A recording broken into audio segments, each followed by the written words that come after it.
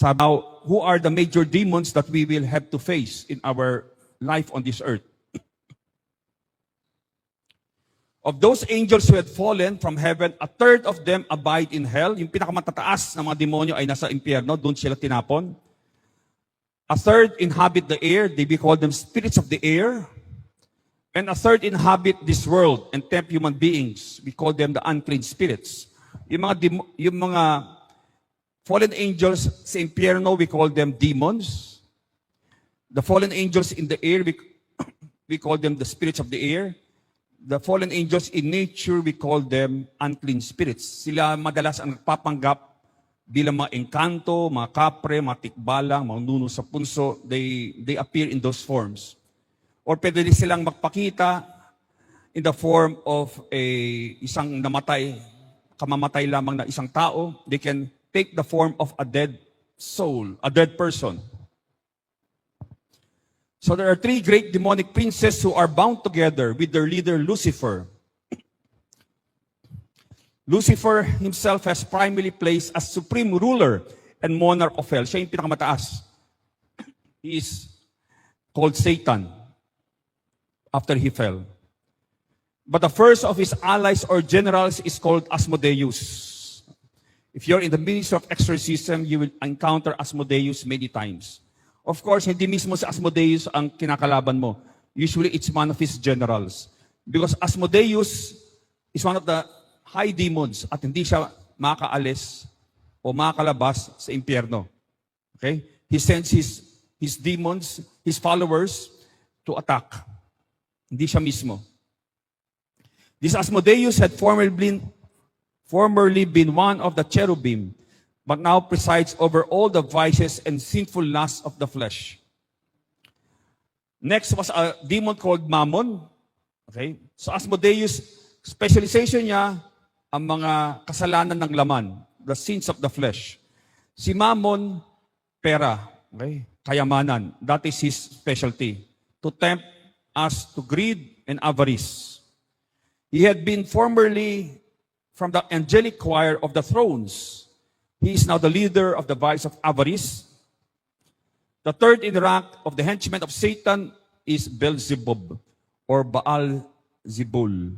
You find that in the Old Testament. Okay? He had been a member of the dominions, and he is the one in charge of all occult practices, idolatry and superstition, witchcraft, Satanism. Siya ang namumuno sa mga gawain na ito. These three demons are able to send forth other malign demons who are their vassals to cause disasters or catastrophes. So there are cases, I know, na may mga kalamidad, at ginagatungan ng demonyo ang mga kalamidad na dumadating sa buhay natin. But I remember persons who used the sacramentals to protect themselves during calamities, whether it was a fire, where it was the pandemic, okay, and they were protected from these calamities, okay, precisely because the devil can, okay, be behind a lot of these calamities or aggravate calamities. Okay, the number one demon that we usually encounter in the ministry of exorcism now is Asmodeus, especially mga kabataan. Okay? When we command the spirit to name itself, usually it is Asmodeus ang gumagambala at sumasapi sa mga kabataan ngayon. Okay? It is the demon that focuses on sexual sins. Sabi ni St. Alphonsus de Liguori, the founder of the Redemptory, sabi niya that the greater number of damned enter hell on account of sexual sins. Our Lady of Fatima, sabi ng ating mahal na ina, more souls go to hell because of sins of the flesh than for any other reason. Okay? It is not because sins, sabi ni Sister Lucia, it is not because sins of chastity against chastity are the most grievous sins, but because they are the ones most people will not give up. Okay, the second demon is Mammon, the prince of vices, the vices of avarice and greed. The vice of avarice and greed expresses itself in a bewildering multitude of different sins and crimes, including theft, graft and corruption, deception, etc., etc. Okay? So ito yung mga taong sugapa sa pera. Okay? Their God is money. So this is the demon that is usually operative pag in-exercise mo sila. The last demon, major demon, is Beelzebub. He is the patron and prince of all forms of witchcraft and sorcery.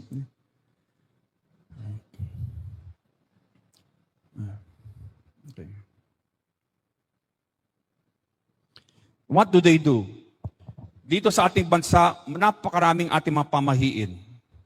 Why? Because what does this particular demon, what does it do?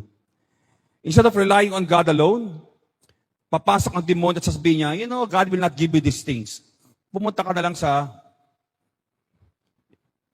occult practitioner na iyan. Di ka gagaling sa Diyos. Pumunta ka sa albularyo. Okay? Or the Lord will not guide you in your life. Pumunta ka sa manghuhula. Okay? For example, so you can see, itong mga occult practices is a sin against the first commandment because we are telling God that, Lord, hindi ka sapat sa buhay namin. I have to have my house feng shui, for example, or have all these Buddhas in my house para mag-attract ng good luck or swerte. Okay, so you are actually telling the Lord, boom, Lord, I need these other powers, these other deities because He will not give me these things. Kaya nakakalungkot, there was this case that I had. Ayaw talaga niyang bitawan yung kanyang mga pamahiin, yung kanyang mga Buddhas, yung mga feng shui. Sabi ko, why don't you want to renounce them? Sabi niya, because actually it was not me, it was another priest. But sabi niya sa paring ito, because my spiritual blessings came from God, but all my financial blessings came from Buddha. Pwede ba yan? Di ba? Pwede ba yan? Imposible yan, di ba? Because Buddha is not a God. Okay? Remember, Buddha is simply a philosopher. Okay? The philosophy of Buddhism mixed with paganism in India and China, ginawa nilang Diyos si Buddha. But he never claimed he was God. Only Jesus Christ was the only person in history who claimed that he was God and was able to prove that he was God by resurrecting from the dead. So, halimbawa, you are grieving, okay? Nagdadalamhati ka, nandun yung mga spiritista. Okay? Baka gusto mong kausapin yung asawa mo, okay? Yung kamamatay lamang, baka gusto mong kausapin siya. Okay? Baka may mensahe ka para sa kanya. So imagine, this person will now conjure the soul of your beloved spouse. Of course, demonyo yan. Because no one has the power to call a soul from heaven, hell, or purgatory. Pag may sakit ka, nandun yung mga faith healers, witch doctors, and energy and psychic healers. Pag nababalisa ka, nandun yung mga fortune tellers. Instead of using discernment, you go to fortune tellers to make a decision. Okay? You get victimized, naging biktima ka, nandun yung mga mambabara, mangkukulam para gumanti para sa'yo. Okay, you are lonely, there are the sorcerers who can teach you how to make gayuma. Okay? Kaya kapag palagi may taong nagbibigay palagi kayo ng chocolate cake, mag-ingat po kayo. Okay? All my cases, nagtaka nga ako noon because why would gayuma be always mixed with chocolate? At sabi ng isa, Father, because you cannot taste the gayuma, okay, pag with chocolate. Okay? So, be careful kapag marami. Kasi I had cases wherein pinapakain sila ng kain naman ng kain. Okay? Later, na-possess na okay, parang naging obsessed na, okay, sa maling tao, okay, sa maling to the wrong person. Okay? So devil can attach the emotions and make you feel obsessed with a person. If you unfortunately eat a gayuma and you're not in the state of grace. Okay, so this was a vision given to a saint, Mary of Agreda. Nung natalo ang mga demonyo, nung si Jesus ay pinako sa krus, okay, the demons gathered together and planned how to destroy families. At ito ang narinig ni Venerable Agreda. Demons assign themselves to different tactics. Some charge themselves with perverting the inclinations of children at their conception and birth to attack their sexual identities. So even in the womb, you have already to pray for protection for your unborn child. Others to induce parents to be negligent in the education and instruction of their children, to cause hatred of parents among the children, and to create hatred between husbands and wives. So there are demons that are specializing in these attacks. So always maintain unity as a family. The more united a family is, the more in my experience, sa aking karanasan, when I see a family is very united, I see very little of the devil there. Okay? That means the presence of the devil is minimal in a family that is totally united. Okay? Pero kapag watak-watak, yung isang pamilya ay watak-watak, okay, one goes to mass at a certain time, yung isa hindi na nagsisimba, etc. I see when I go and deal with these families, they have so many demons attached to them that I had to exorcise not only them, but also their homes. And so I always try to maintain unity as a family because that is a sign of the presence of Christ in the family. Kapag united yung isang pamilya, they do things together, the devil nandidiri sa dyan. And he wants to get out when there is always unity in a family. So division is a sign that a community or a family has already been infiltrated. Because the devil, bago siya umatake, he will divide and then conquer. He will isolate, then subjugate. Kaya mga kaso namin mga kabataan na napossess, usually, if I ask the relationship with their family members, yung mga relatives nila, yung kadalang magulang, they are isolated. May sariling mundo sila. Kaya the devil was able to work on their thinking, their emotions, talagang madali silang inatake ng demonyo. Because there was no spiritual, emotional, relational, psychological support. The devil had isolated them. So the more divided a family, the more one sees the presence of all the vices and all sorts of evil. Talagang pinaglaruan na ang pamilya na iyan. The more dysfunctional, emotionally, psychologically, and spiritually a family is, the more divided it is. The more a family is united in doing things like going to Mass, praying the Rosary, the more the presence of Christ is there. Because the Lord promised, where 2 or 3 are gathered in my name, I will be there. Kaya nakakalungkot kapag yung ina lamang o yung tatay lang ang nagdadasal. Okay? All the rest are atheists na. Okay? But 2 members of a family praying together, the presence of Christ immediately is there. The more people are praying together, mas patindi ang presensya ng Panginoon doon sa pamilyang iyan. The more members of a family are gathered in prayer, the more powerful the Holy Spirit is.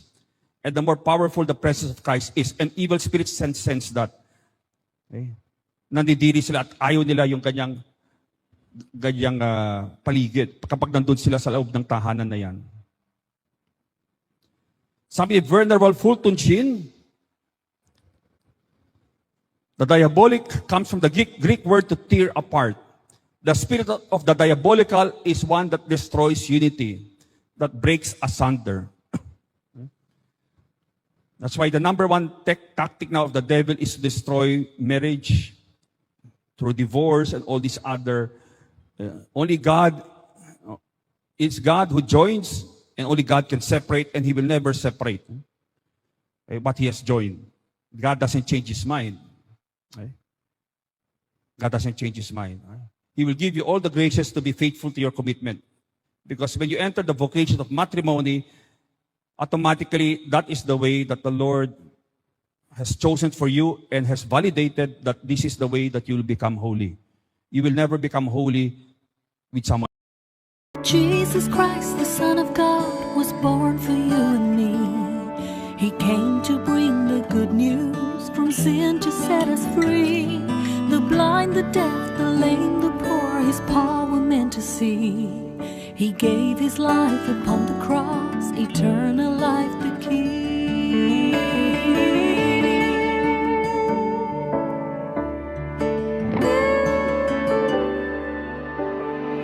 He broke bread and shed wine before his agony. We share the body and the blood in his memory. To make his message known is our